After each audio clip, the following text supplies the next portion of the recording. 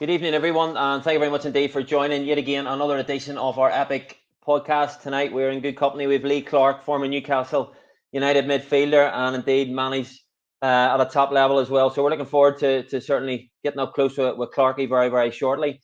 Thank you also as well, guys, for the encouragement that we have been receiving this week. Our podcast kicked off with a fantastic evening with Simone McGill on Monday night, which went, fantastic feedback from that. Obviously, with Emil Heskey on, followed by Johnny Tuffy last night. So just want to thank you indeed for your feedback, for your encouragement that we have been receiving. And please do text in tonight your questions in what will be another busy show. We do try, and I do stress this every night, we do try and get through as many questions as we can. Sometimes it's possible, sometimes it's not, but we will certainly try to have your question read out tonight.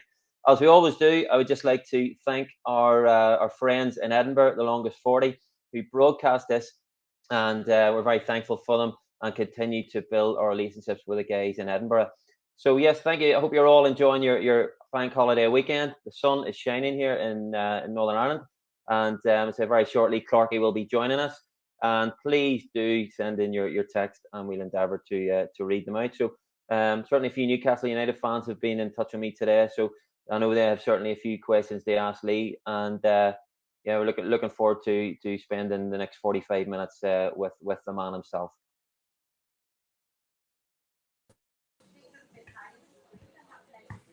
And there he is, Lee Clark. How are we, mate? Okay, Brian, how are you? Good afternoon. We're good. You're looking very fresh there, Clarky.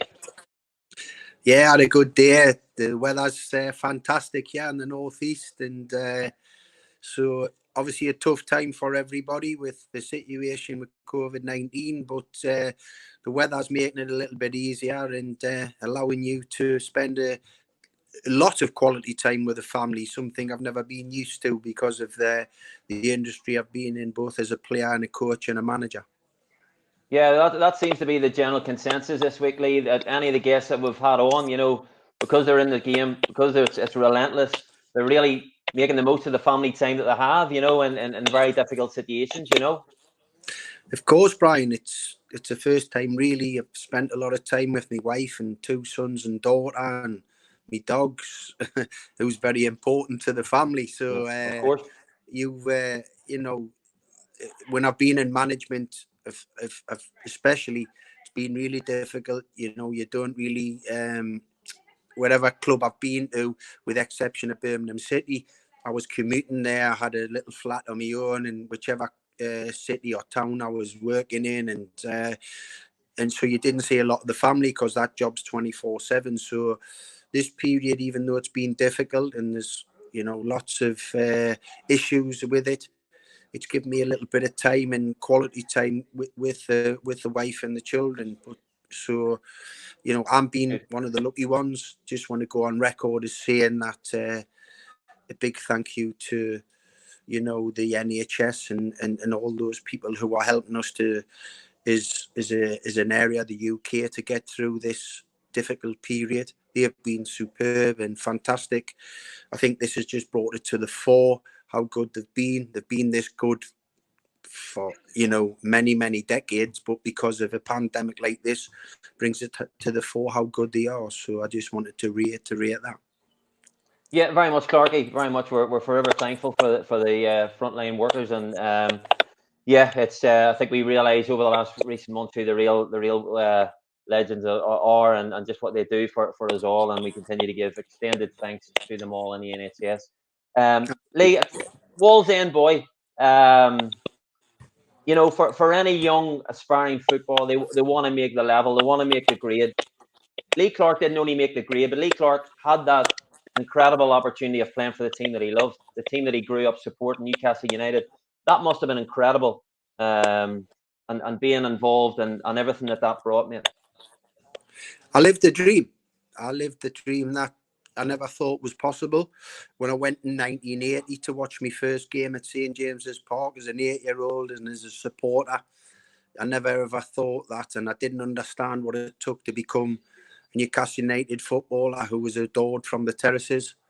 But obviously later on in my life and in my career, I was lucky enough to achieve that, and not only achieve that, but to probably be involved in the the most Adair and exciting team since the 1969 Fairs Cup winners team. So in a team that was so close to coming to bring some very, very important silverware to the club, and done it in a way that the fans loved. The excitement going up to the games every weekend, home and away, was phenomenal, and the support that we had and the numbers that travelled was fantastic. So I never ever thought that would be possible as a young boy when I first stood on the terraces in 1980.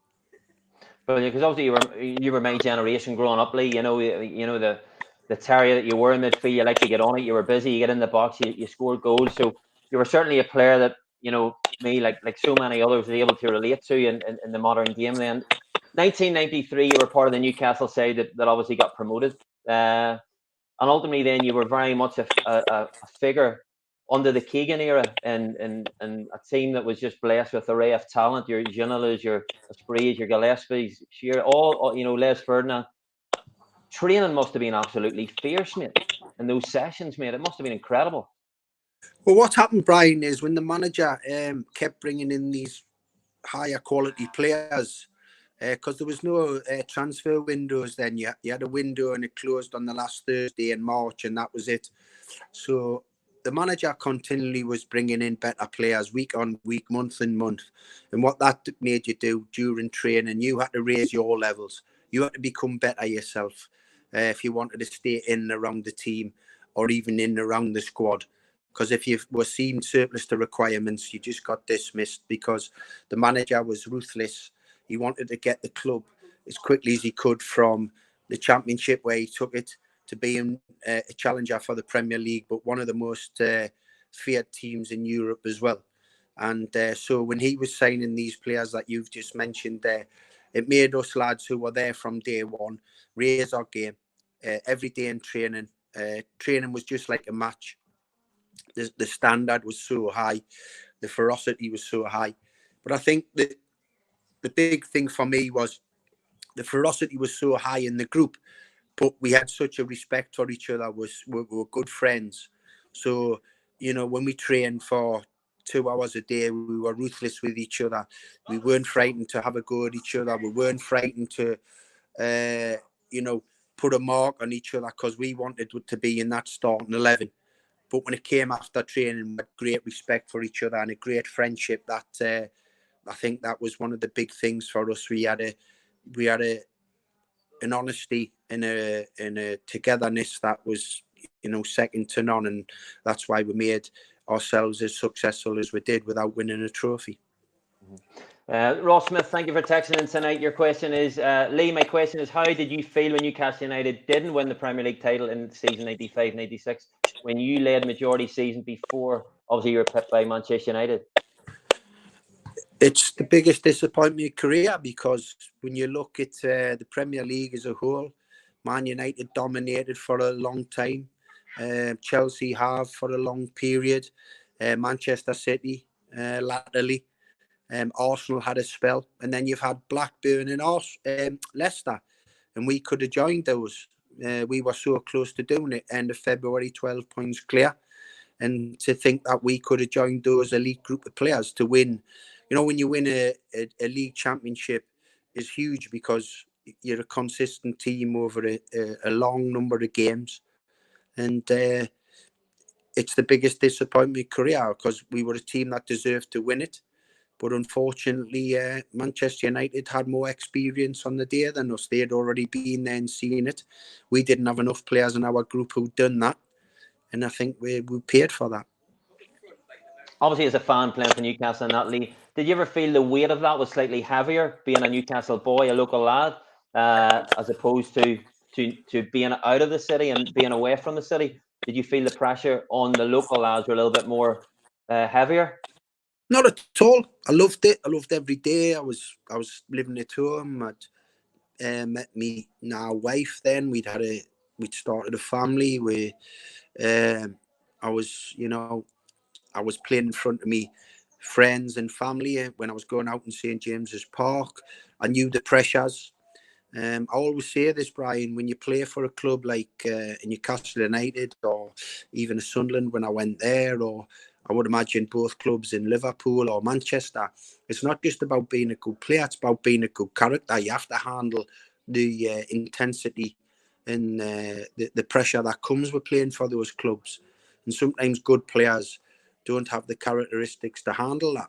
So I grew up understanding that. I knew what the club was about. I'd been there from the Keegan era when he was a player, and which had just took the club to a new level. And I'd seen what it could be and what the aspirations were. So when I went in there as a player, I was well aware of what could be done if the team was successful. All the fans demand at Newcastle United is that you give everything you can, and you try and play in a way that they demand. And if you do that and you come up a little bit short in terms of your results, they'll accept that, and they'll see you and try and help you. If you don't deliver those basic things, you're in for a little bit of trouble. Mm-hmm. And obviously, everywhere you played, Lee, you're an influential part of any team. Where we'll get to Fulham in a bit, but just moving on to a little bit to touch on the Sunderland. Jeff McGee has texted in to say, how did you feel moving from obviously Newcastle to mega rivals Sunderland? Is that a move where you had to give it a little bit of thought compared to maybe going Sunderland Fulham, or was it something just Sunderland massive club? That's where I want to go. No, of course I had to give it thought. But what I'd done is I met the manager at the time, Peter Reid, who was an inspirational character along the lines of Keegan. And they were moving into a new stadium. They had massive ambitions. Mate, I'd in an ideal world would I want to leave Newcastle? No. Towards the end of my time there, even though I was playing well, I was getting left out in certain games. So you're thinking every Monday to Friday when things are going great, do you want to have that terrible feeling on a Saturday where you're not getting picked? And Peter Reid had his assistant Paul Bracewell, who later on became my manager at Fulham, but was a big mentor of mine when we played at Newcastle. He was the senior player and I was the youngster. He was the manager then, or his assistant manager at Sunderland. So he had a big part to play. And I went there and Peter rebuilt the team, playing in a fantastic new stadium, full house, and we hit the ground running. And I had to hit the ground running personally because I was a Newcastle fan, ex-Newcastle player, and I was going to the biggest rivals. So thankfully I did that and ended up having 2 terrific years there. Shirley Wilson, thanks for texting in tonight. Lee, you were first class for Sunderland. I always love the story about how Reedy signed you. Yeah, that was... he was the last manager I met out of about 7 or 8 when I left Newcastle. And we met in a Manchester wine bar. And I just said to him politely that I wouldn't be signing for Sunderland. I was just going out there to meet him out of courtesy.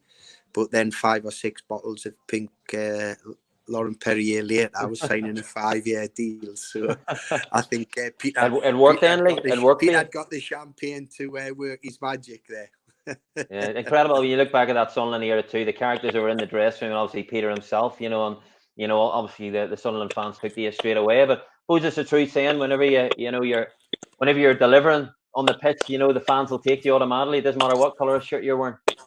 Absolutely. You've just what you've got to do when I only played for 3 clubs.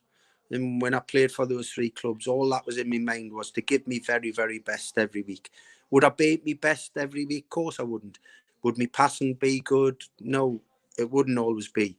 Would my crossing be good? Would my shooting be good? Would my final pass be good? No, of course it wouldn't. But as long as I give 100% and I worked extremely hard in every single game, and I could look myself in the mirror and say, I've give everything but my best for all of those 3 clubs every game, which I know I can do. That's all I could do. And thankfully, the support has seen that.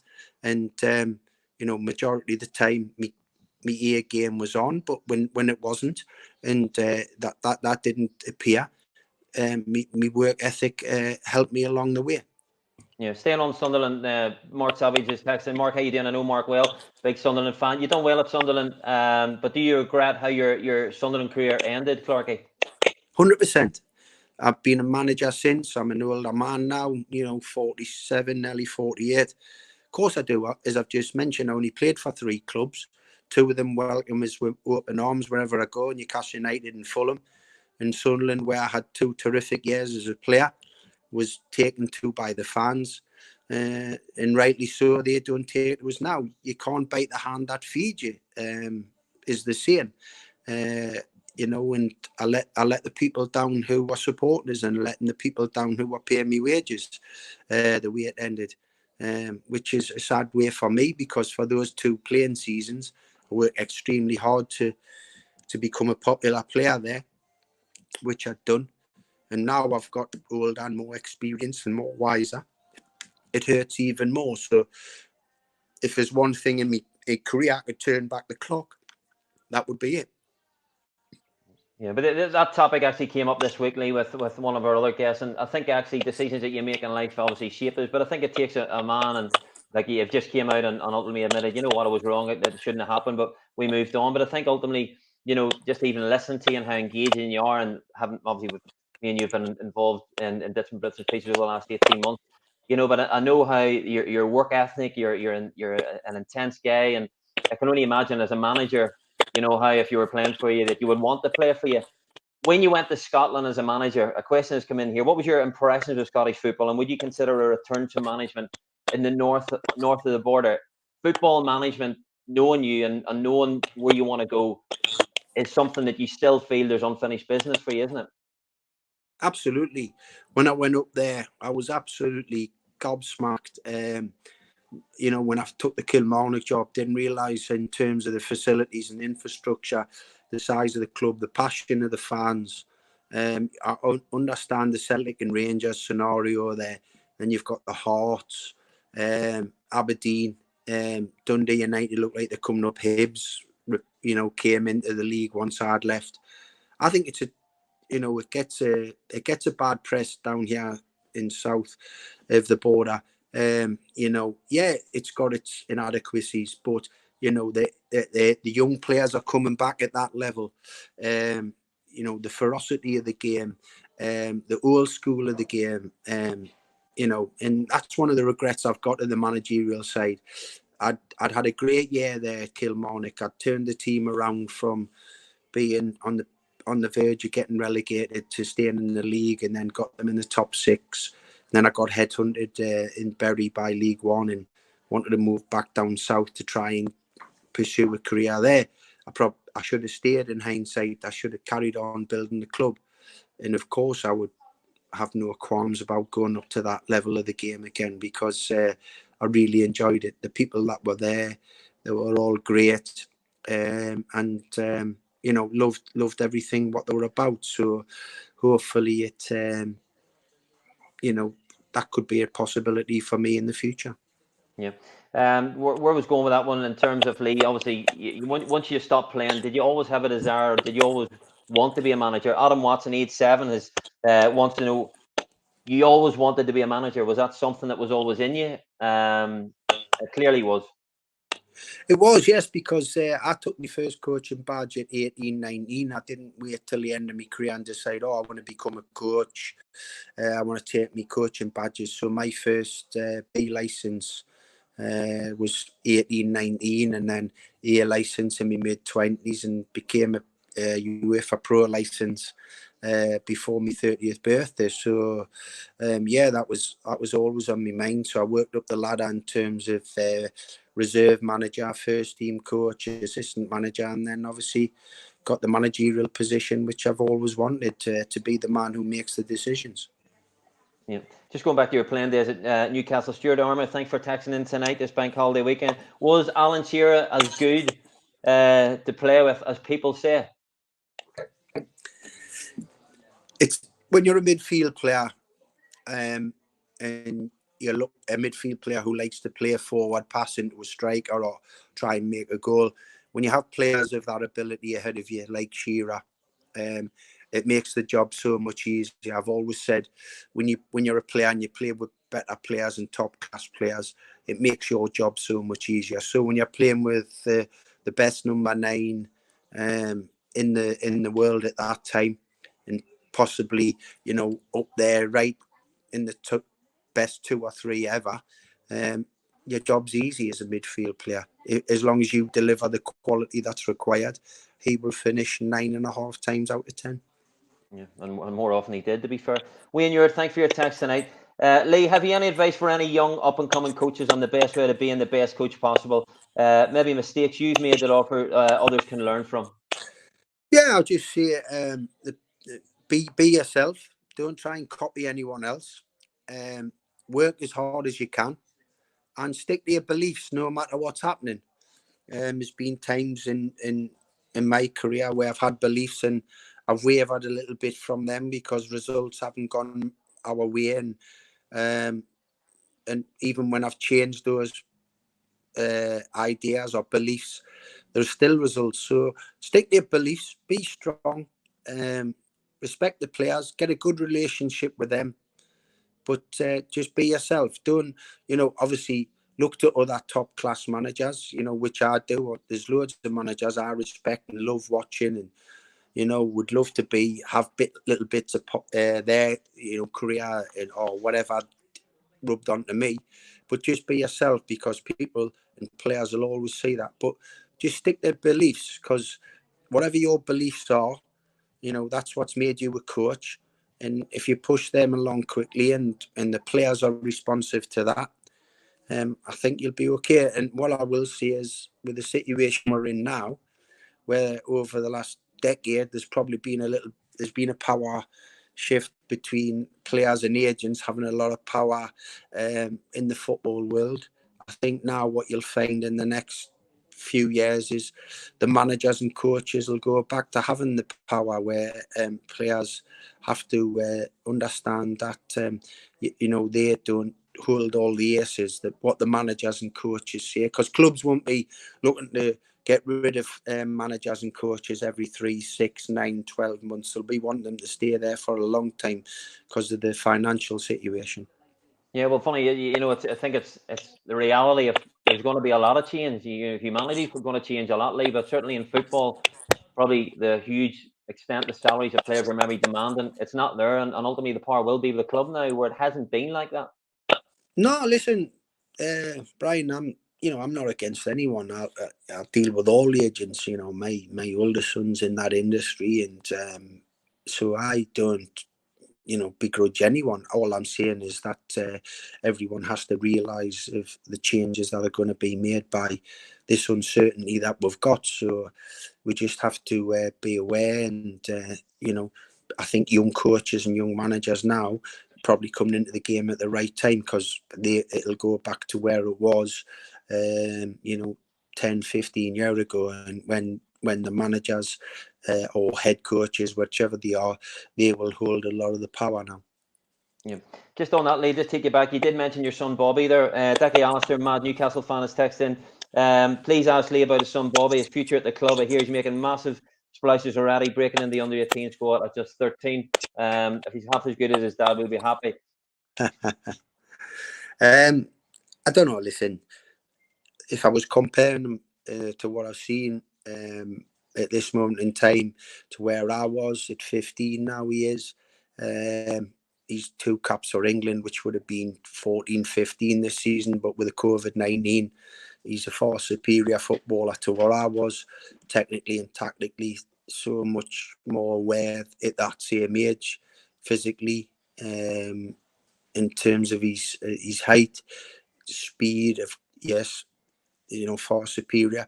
So, he's at the bottom of the ladder. And the ladder's getting higher, because when I was just a young boy in academies, it was local lads and possibly the odd national lad, around England. But now you're talking about the top academies, not just getting the best local and national lads, are getting the best from Europe, South America, Africa, or whatever. So he's at the bottom of a high ladder, but he's had a fantastic couple of years. He's got a great attitude and a great work ethic. So, who knows? He's given himself a good opportunity to progress, and let's see what goes from there. Yeah, no, I'm certainly wishing well, on his path as a footballer. Lee, as a manager, the one thing that stood out for me was your ability to give young lads a chance. coming off the academy system and literally firing them in. It didn't seem to phase you. Was that maybe because you got a chance coming off the academy system at Newcastle and you were fired in? Is that, because some of the players that you give an opportunity to have since went on and have massive careers in the game? I think so, Brian. I think because I went through that route and managers give me my chance at a young age. I think subconsciously that made me feel like that. So whenever ever job I've been in, Huddersfield, Blackpool, Birmingham, Bury, Kilmarnock, all those jobs, I've never been frightened to give young players a chance. I have lots of belief in young players. I love seeing the smiles on their faces, the positivity they've got when they get that opportunity. They don't usually play with a lot of fear. And then later on down the line, when they become successful, which 90% of those lads that I've given chances to have and gone on to play in Premier League, and some of them have become Premier League winners and become internationals. That gives me a lot of joy. It gives me as much joy as, the different bits and pieces of management. It's one of the things that I really look back on and have a lot of pride in. So I'll never change from that. If I go and a manager in the future, they'll always have a big belief in giving young players an opportunity and believing in them. William McFrederick, thanks for your text tonight. Lee, what was it like on the last day of the season when you, as manager of Birmingham City, obviously keeping them up against Bolton? Must have been a special day. Oh, Brian, it's just fresh in the memory because I just got told about that last Sunday. It was 6 years to the day, which was unbelievable. And that was an unbelievable day. That was a day that, for so many reasons, it'll always stick in my mind. One is the first thing that once all the players and the staff went out to warm up, I was left in the dressing room with Bolton. So I just sent a quick text message to my wife and children to say thank them for their support and looking after me over a difficult period. And I'd be given everything over the next 95 minutes to try and achieve our goal. To then being on the pitch and being 2-0 down with 20 minutes to go, to still having a ridiculous belief that we're going to get the result. Within a couple of minutes of that happening, Doncaster, who we were challenging with, went 1-0 down at Leicester. So my belief just got stronger then. And even at 2-0 down with less than 20 minutes to go, you have that thought process that this is still going to happen, believe it or not. And people might say, oh, it's okay to say in hindsight, but it wasn't. I was in the technical area that day on the touchline, and that happened. And then obviously we got the equaliser in the 93rd minute by our smallest player, Paul Caddis, with a header. And I just set off down the touchline to celebrate with 5,000 Birmingham fans. And as you probably know, being an agent yourself, is the first thing my agent at the time said was, if you had run that quick when you played, I would have got you moved to Barcelona or Real Madrid. Brilliant, Clarky. No, just on the Birmingham one there, because it was well documented, obviously the move is on and stuff, but whilst results near the end of that period, Lee, weren't favourable, it must be so frustrating for a manager when clearly you weren't getting the right backing, and it's so easy for fans to look at the results and to pay their money. I get that. I you know what I mean? I'm a Coveney fan myself. I've had many tough days following them, but surely it must be frustrating for you and your coaching staff when you want to put tools in the pitch, you can't put tools in the pit, and you're getting absolutely ripped out by 20,000 fans every other week. Of course, it's difficult. Listen, but I knew I was managing a fantastic club, a Premier League stadium, a Premier League training facility. Academy was terrific. The support was Premier League, and they were frustrated by the results. And I never have any derogatory things to say about them. The only thing I would say is, behind the scenes, did they really know what was going on? We're under transfer embargoes where we couldn't sign players. Under transfer embargoes, if we let a player go, we had to bring a player in on less money.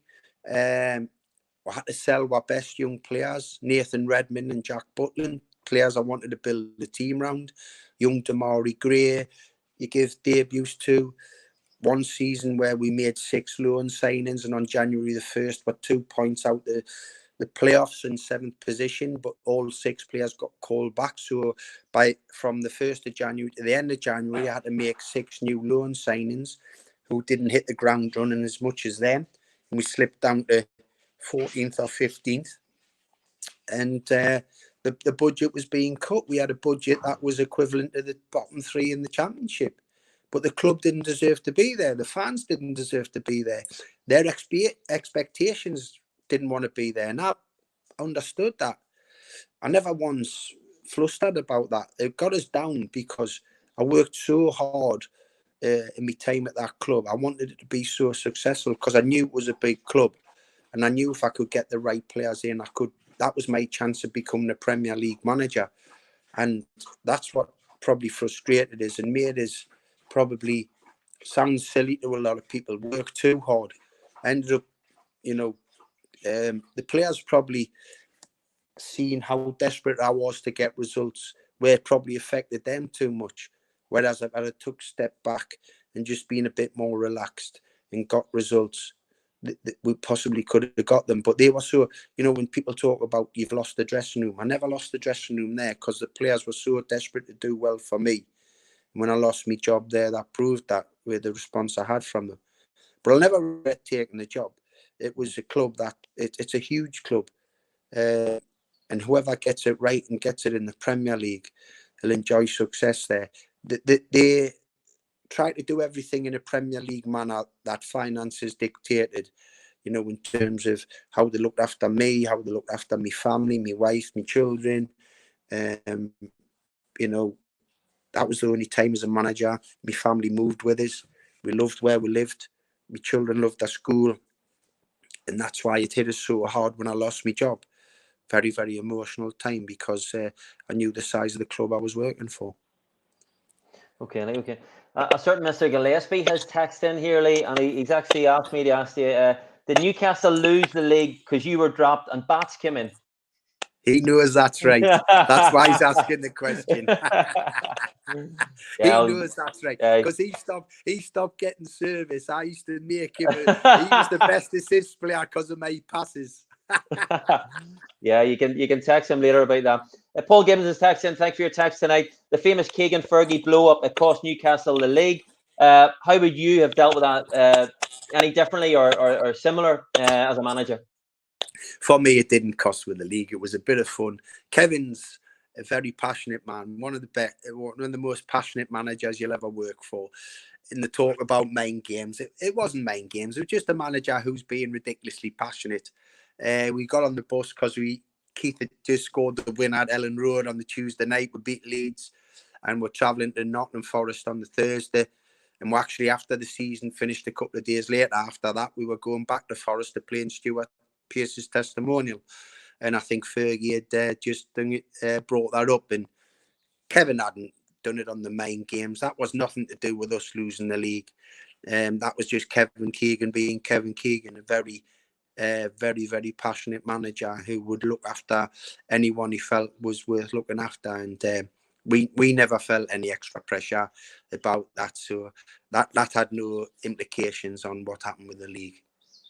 Okay, text. Obviously, you talk very passionate about Newcastle still, Lee. And question coming in on the text tonight: if the club does get sold and the takeover happens, does Steve Bruce still be the guy to take the club forward, or do they look at maybe changing that? In my opinion, Steve deserves a chance.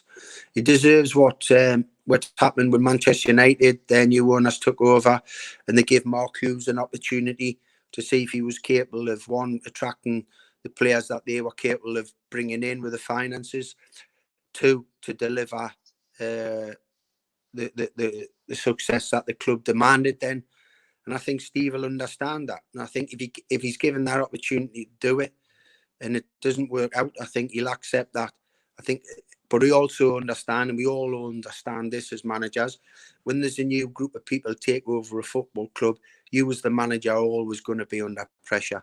So you have to just take that as accepted and see what comes of it. But I personally would like to see Steve given the chance with the new finance, if that's possible. And obviously, Clarky, you've been different class tonight, and just listen to you're so engaging, and obviously, life for Steve Clark, Lee Clark, is very much get back in the dugout ASAP. Yeah, at the right opportunity, Brian. There's obviously been some tough jobs that I've taken on.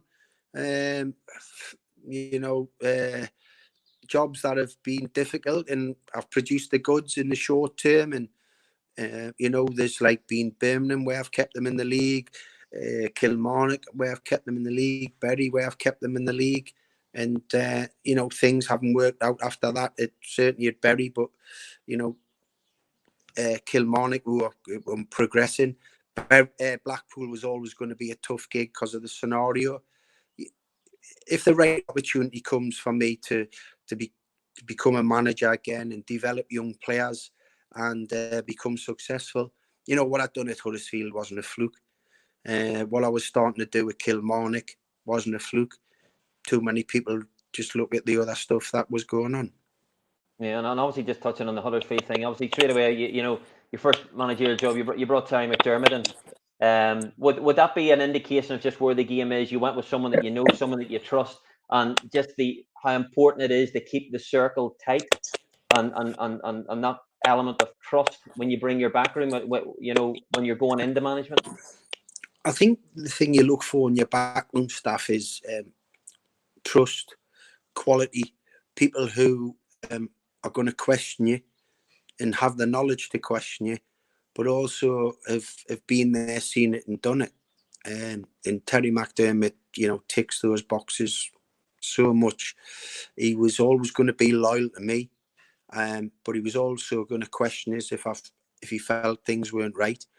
And certainly for a player, during his era, been there, seen it, done it at the highest level at every every trophy he's got. So, and I think that was probably, in terms of my time at Birmingham, no disrespect to the lads who were there at the end, when Terry decided to move on, where things went a little bit flat. So I think certainly as a young manager or a manager at any level, you need that experience and people who've been there, seen it, done it, and they understand what success is about. Yeah. I'm going to just take this one, Lee, and then I'll let you get back and enjoy your bank holiday weekend. Marcus tax in. What was your toughest midfield opponent? Oh, easy. Well, it's two. It's Roy Keane and Paul Scholes. They had everything between the two of them, or they had everything individually. So whenever I came up against those two guys at any club, they were very, very tough home or away. They could do the lot. They could pass. They could shoot. They could score. They could make goals. They could tackle. They could head. They could organise. Different class. Utmost respect for those two guys. On an international level, Zidane, when I came up against him playing for Juve, was obviously an exceptional talent. But the two guys I just mentioned, because I played against them on a regular basis, were top of the tree. Not forgetting Lee Clark could play as well, Clarky. Hey, humble man. Sometimes. Yeah. Lee, look, I just want to thank you. You've been different class tonight. Thank you for taking time in your bank holiday weekend for joining in. It's been Stay very safe, engaging everyone. for me. And take care. God bless you, mate. Stay safe. Folks, thank you very much indeed for tuning in tonight in this bank holiday weekend. And yeah, continue to hit the Epic Facebook page with any inquiries that you may have going forward, who you, the viewers, would like to see being interviewed. So we just thank you for engaging this week. Remember, tomorrow night, 8 p.m, showtime, we've got Northern Ireland International. Another former Newcastle player, Keith Gillespie, is joining me, and it's going to be fun and plenty of banter. So look, take care, enjoy the rest of your evening. God bless.